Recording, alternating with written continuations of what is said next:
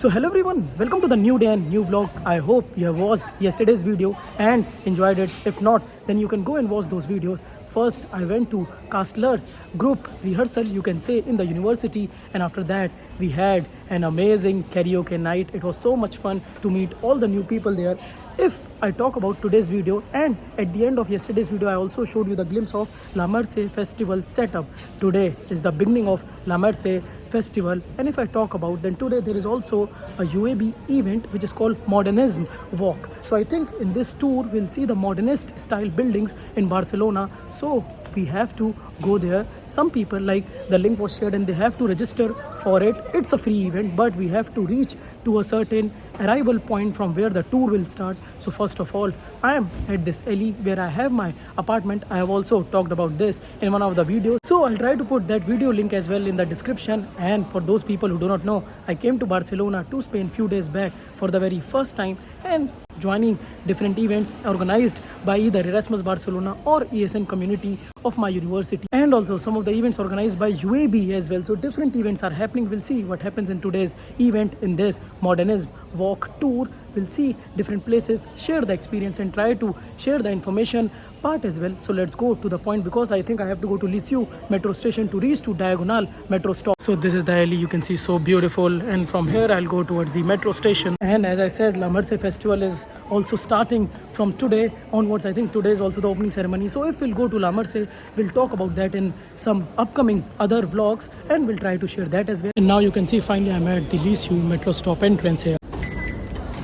So from here we'll enter, and metro has also arrived, you can see. And finally I reached Diagonal metro station. So now I'll go out of here and we'll see what is the meeting point. Although in the message which was there in the community group of ESN UAB, the location was shared. So finally I came out of this metro stop. You can see the various building apartments, you can say, and the weather looks superb at this point. So from that side I came to this end and I am going towards the point or the location which was shared in the group. And finally I reached at this meeting point. Behind me is the building called Palau Robert, which you can say is the former residence of the aristocrat politician Mr. Robert E. Suris. So this is, I think, now an exhibition place. So now you can see finally all these people are here and now the tour will start. It's like an example of what modernism wanted to fight against, like functional buildings, that's just functional.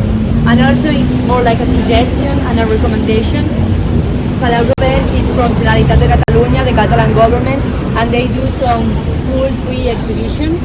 For example, right now there is some about La Diada, that it's like, it was the 11th of September, the Catalonian Day, so they do posters and stuff. I think that in November they will do a exposition about girls sports, female sports. So if you ever want like a free, cheap plan to go, Palau Robert is always a good idea, and just to wander around. So now from here we are going to our next destination or place towards that site.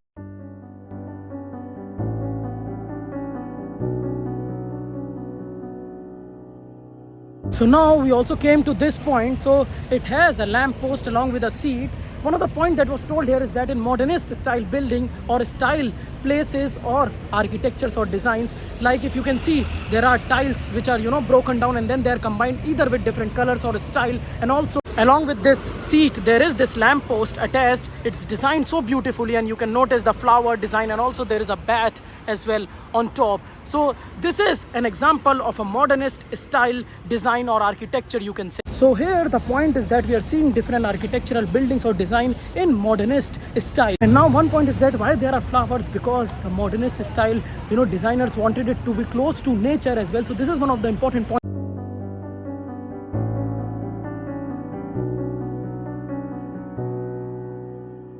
That has two names. Casa Milà, it was the family that said to Gaudí, build me a beautiful house. So they don't went to IKEA, they went to Gaudí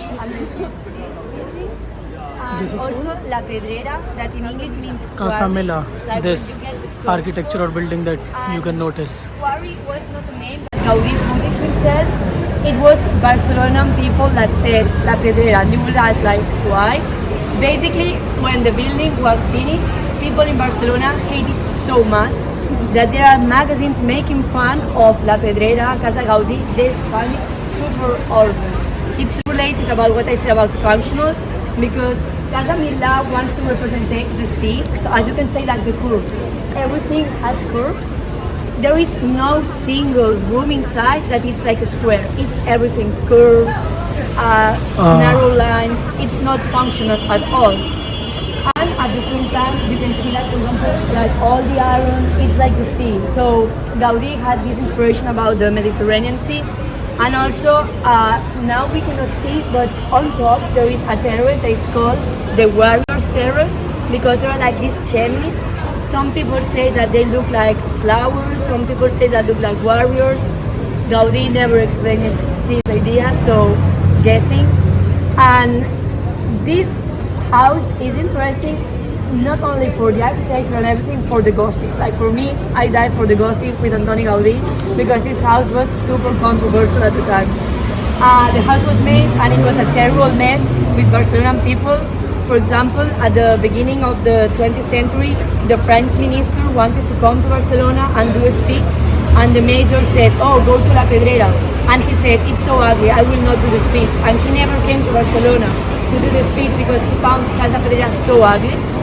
And the other way around, that Antoni Gaudí was an artist with the bad things and the good things. The craziest thing about La Pedrera is that Antoni Gaudí didn't use a construction map. He just started construction, starting building, and see what's going on. And what's going on, that the expenses were huge, and the Milà family were super mad at him because he was just doing his thing without having any talks. And there is this gossip, some people say that it's not true, but it's fun for me. So Milà, the wife of Milà, was a pianist. So she wanted her piano in her home.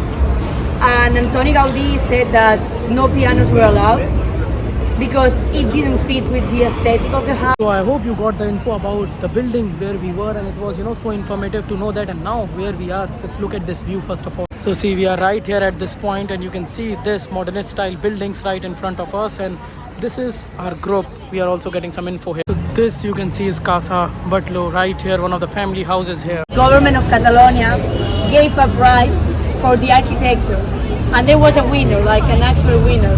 So I will explain, and then I will ask you which of the three houses do you think that it win the competition last century. So let's see. Okay, the first house is one of the best in Catalonia, one of the first islands of Barcelona, that is Casa Batlló, made by Antoni Gaudí. Well done. So Antoni Gaudí, one thing that it's like the sign of Antoni Gaudí, it's a lizard. As you can see on the top, and in Sagrada Familia, in Parkway, if you see a lizard, it's like the sign. It was the animal that Gaudí liked the most. So if you see a building that it's like looks like modernist and it has a lizard, it may be Antoni Gaudí 90%. So the interesting thing about this is the representation, like the metaphoric representation of the building. How many of you are staying in April, like in the second semester? Okay, if not, doesn't matter, but if you're here, you will enjoy even more this house, because this house, it's a representation of a Catalan legend that it's called Sant Jordi, that the Catalans will celebrate in April, the 24th of April, I think, 23rd, 24th of April. And it's my favorite day of the world as a Catalan, because the legend said that it was this dragon that had a princess. There was this dragon, and the dragon was just eating the people. So the king decided that each month there will be they decide which woman will be eaten by the dragon. So they did like a quorum. And the first time that they did it, the daughter of the king was elected. So the princess was given to the dragon. But when the dragon was going to be eaten when the princess was going to be eaten by the dragon, Sant Jordi, a knife came, killed the dragon and saved the princess. And the legend said that with the blood that emerges, there emerged flowers, roses, under the Sant Jordi picked one and give it to the princess. And what's the tradition that we have in Catalonia? In Sant Jordi, like the couples that are in love, you can do it with friends, I do it with friends as well, that we give each other roses as a sign of love, and we also give each other books. So if you are here in Barcelona the 23rd, 24, you will see all Passeig de Gràcia full of roses and books, and Casa Batlló is covered in roses. But why it's a metaphorical representation? So in the top, people say that it's a lizard, but some people say that it's the dragon that it just killed. And in the top, you can see even like the armor, and also the tiles are red, so it symbolizes the blood of the dragon. And then you can see the skull, the actual skeleton of the dragon that is all placed down. He was like Willy Wonka, because basically he was one of the first Europeans that started from the colonies that we had in South America, selling the chocolate around Europe. So imagine how rich he was, being one of the first to commercialize the chocolate and the coffee as well. It's all this looks like a church, and also inside has like these flowers, these sculptures that differ from the modernists. There is no color anymore. It's so, for example, the Cathedral of Barcelona, it's Gothic. It reminds me of that, and it's the same style. So it was like a mixture of modernism, because you can see the tiles that are on the front, but at the same time Gothic. It was a weird mixture of the time, and I don't know if anyone from here is from Denmark or the Netherlands. Anyone? Well, if you have been to Copenhagen, the pointed triangular roof, it's super common. And also Amsterdam, and he fell in love with architecture. So he wanted to do a modern version of the Gothic, mixing it with the modernism. So it was super weird. It's like mixture, I don't know, emo style with another style. And another time people find it completely ugly, both Casa Batlló and Casa Mellé.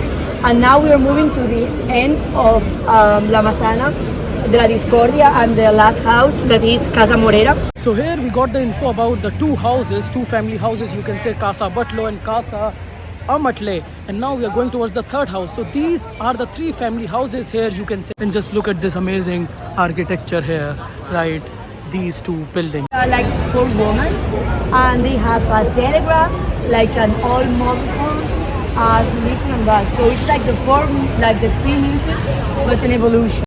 Was not even considered until like the end of the Franco dictatorship, like around the 70s, when especially Catalan people started to say like, this represents us, this is a way of my culture and that. But for many ages people believed that modernism was super ugly and not functional, so they didn't invest like the time. And as you can see, like on the top in the first floor, there's like this stand that is a prize. And also it also win because there are rumors that say that Morera was part of the government, so there were contacts and everything. But especially for that, because modernism was ugly until some people still find it ugly. So this is the third family house or the building where we got some info. It's called Casa Leo y Morera. You can see it's also kind of representation of modernist building, and look at the architecture as well. Now we are going to our next point.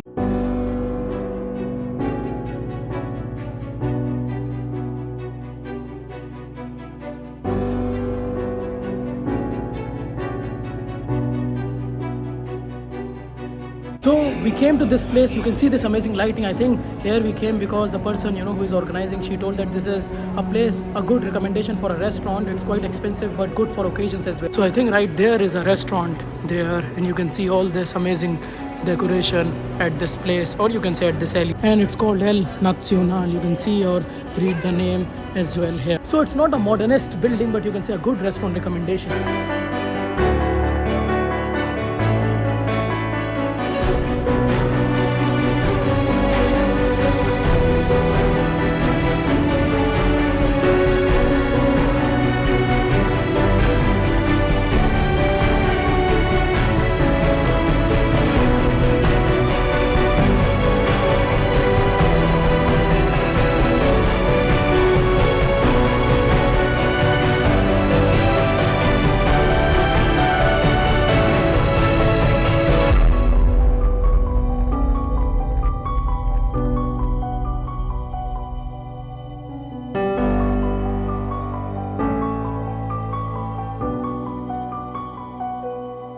So finally, we came to this spot which is called Palau de la Música Catalana. You can see this building.